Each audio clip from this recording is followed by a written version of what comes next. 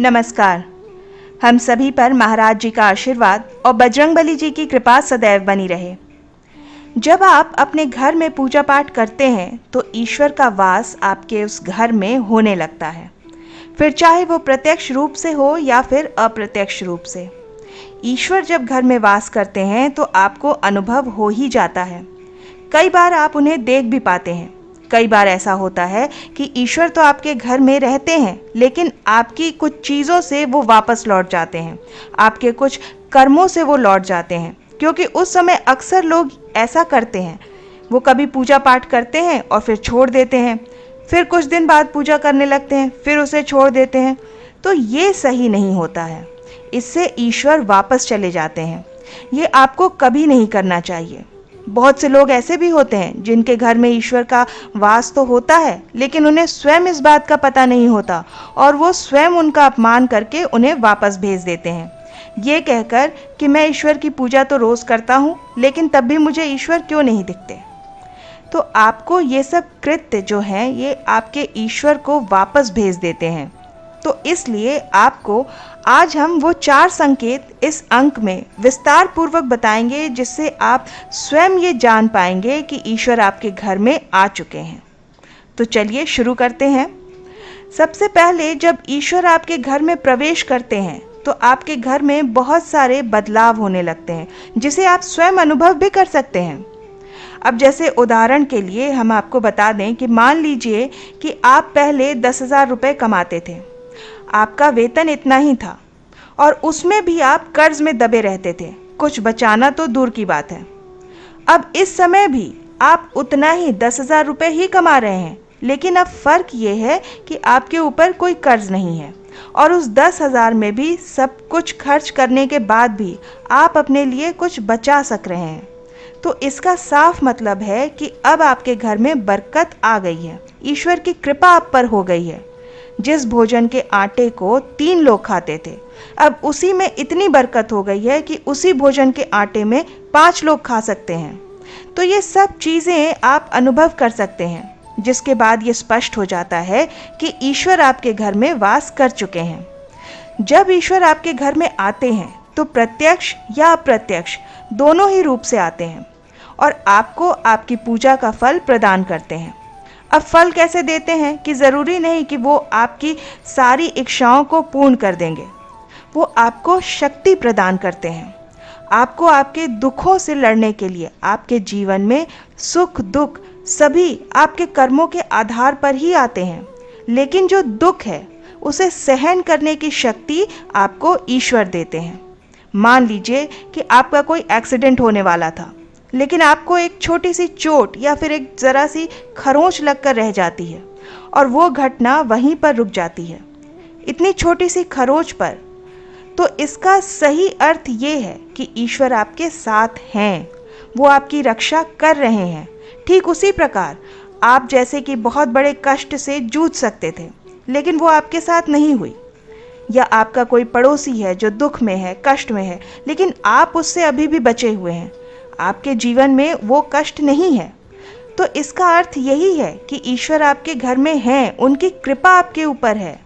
तो इन सब चीज़ों से आप ये अनुभव कर सकते हैं कि ईश्वर आपके घर में हैं, जिस पर आपको यकीन करना ही होगा, क्योंकि आपको बार बार संकेत नहीं मिलता है, वो 1 या 2 बार ही मिलेगा और उसे आपको ध्यान से समझना होगा और उस समय उसे समझकर ईश्वर की सेवा में और ज़्यादा लग जाना होगा। तो चलिए आप समझते हैं उन संकेतों के बारे में। सबसे पहला संकेत ये है कि जब आप सो रहे होते हैं और ब्रह्म मुहूर्त में आप उठ जाते हैं, आपकी नींद इसी समय खुल जाती है और हर रोज़ इसी समय ब्रह्म मुहूर्त में आपको कुछ ऐसा दिखाई देता है, जैसे कि मंदिर में आप पूजा कर रहे हैं, मंत्रों का जाप कर रहे हैं। तो ब्रह्म मुहूर्त में देखे गए ऐसे स्वप्न भी इस बात का संकेत होते हैं कि ईश्वर आपके घर में है। दूसरा संकेत ये है कि यदि आपको ब्रह्म मुहूर्त में ही शंख की आवाज़ सुनाई देती है, मंत्रों की आवाज़ सुनाई देती है, घंटियों की आवाज़, या कोई नाम जैसे कि कोई आपसे राम राम कह रहा हो, ऐसी आवाज़ आपको सुनाई देती है, तो ये दूसरा संकेत होता है, जिससे हमें ये पता चलता है कि ईश्वर आपके घर में आ चुके हैं। तीसरा सबसे आवश्यक संकेत ये है कि जब भी आप सुबह सुबह नहा धोकर तैयार होते हैं तब आपको एक अलग सी सुगंध आती है। ये एक अजीब सी सुगंध होती है जो आपके घर में और किसी को नहीं आती, केवल आपको अनुभव होती है। ये ना तो किसी की सुगंध होती है और ना ही अन्य किसी अगरबत्ती या अन्य किसी चीज़ की सुगंध है। बस आपको ये दिव्य सी महक आती है। ये खुशबू आपके मंदिर घर में से आती है।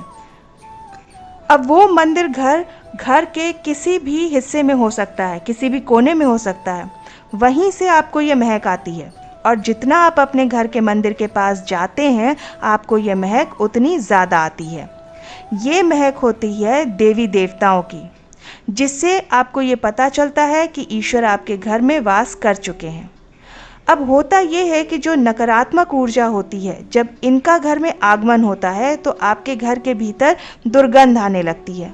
लेकिन जब ईश्वर का वास होता है, सकारात्मक ऊर्जा का प्रवेश होता है, तो आपको सुगंध आने लगती है।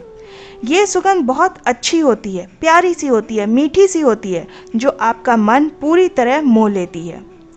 चौथा जो सबसे बड़ा संकेत है, वो जब भी आप पूजा करने जाते हैं तब उसी समय यदि कोई जीव, यानी कि जैसे कोई कुत्ता, बिल्ली या फिर गाय या फिर अन्य कोई भी व्यक्ति, भिक्षुक आपके दरवाजे पर आ जाता है और ये आपके साथ हफ्ते में 3-4 बार लगातार हो रहा है कि आपके पूजा के समय ही वो आ रहे हैं, तो इसका मतलब है कि ईश्वर आपके घर में दस्तक दे रहे हैं, उनका आगमन हो रहा है।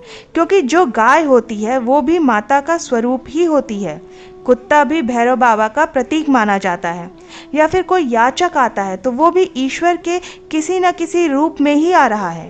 तो हमें कभी भी उन्हें भगाना नहीं चाहिए, बल्कि उन्हें संतुष्ट करना चाहिए, अर्थात उन्हें भोजन करवाना चाहिए, उन्हें सम्मान देना चाहिए। पैसे का या अन्य किसी चीज़ का दान करना अलग बात होती है, लेकिन सबसे बड़ा दान भोजन का या फिर पानी का माना जाता है। महाराज जी भी हमेशा भोजन के दान को ही सर्वोत्तम दान बताते हैं। हमारे द्वार पर आए किसी को भी तृप्त करके भेजना चाहिए, उन्हें भोजन करवाना चाहिए। पानी देना तो सबसे बड़े पुण्य की बात होती है।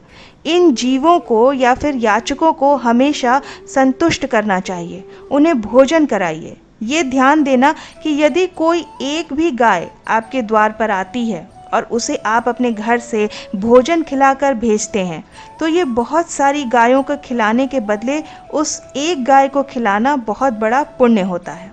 क्योंकि आपने उस एक गाय को अपने द्वार से तृप्त करके भेजा। उस एक गाय को तृप्त करना बहुत महत्वपूर्ण होता है। इसलिए आपके द्वार पर किसी को भी इस तरह तृप्त करना बहुत ही पुण्य की बात होती है, क्योंकि वो आपको अंतर मन से सच्ची दुआएं देता है और आशीर्वाद भी देता है, और वो दुआ बहुत प्रभावी होती है। तो बस आपको इन 4 संकेतों पर ध्यान देना है और पूजा पाठ अच्छे से करना है, ताकि ईश्वर सदैव आपके साथ आपके घर में वास कर सकें। तो आशा करती हूँ आज की ये जानकारी आपको पसंद आई होगी। आप अपनी प्रतिक्रिया हमें कमेंट सेक्शन में लिख करके ज़रूर बताइएगा। मिलते हैं अगले अंक में, तब तक के लिए जय श्री राम, जय बाबा की।